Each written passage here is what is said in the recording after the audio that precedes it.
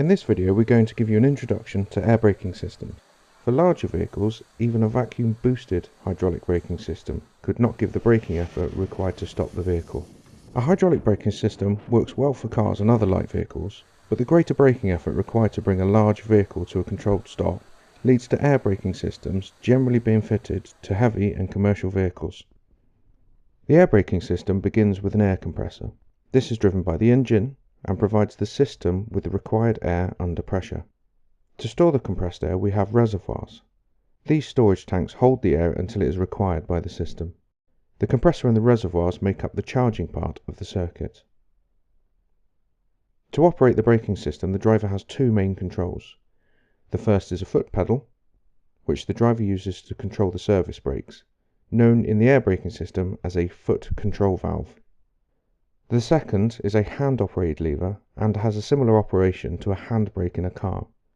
The driver uses this to control the secondary air that is required to overcome the power spring holding the brakes on.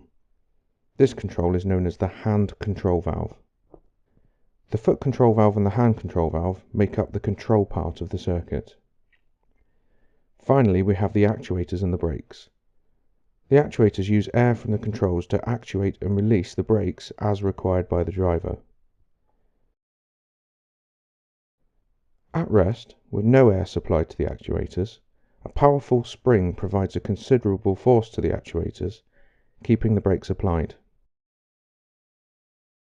When the driver moves the hand control valve to the off position, pressure is sent to the actuator to compress the power spring, releasing the brakes. This pressure remains in the secondary portion of the actuator, all the while the hand control valve is in the off position. When the driver pushes the pedal on the foot control valve, it sends air to the actuator to make an application of the service brakes. When the pedal is released, the service air is exhausted and the brakes are released.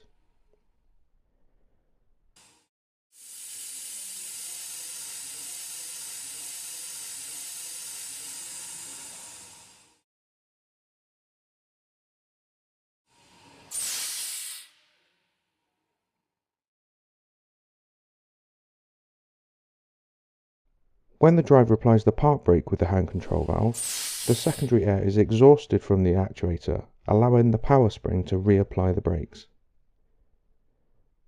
There are many other components within the air braking system to aid and control its operation, which we'll look at in other videos.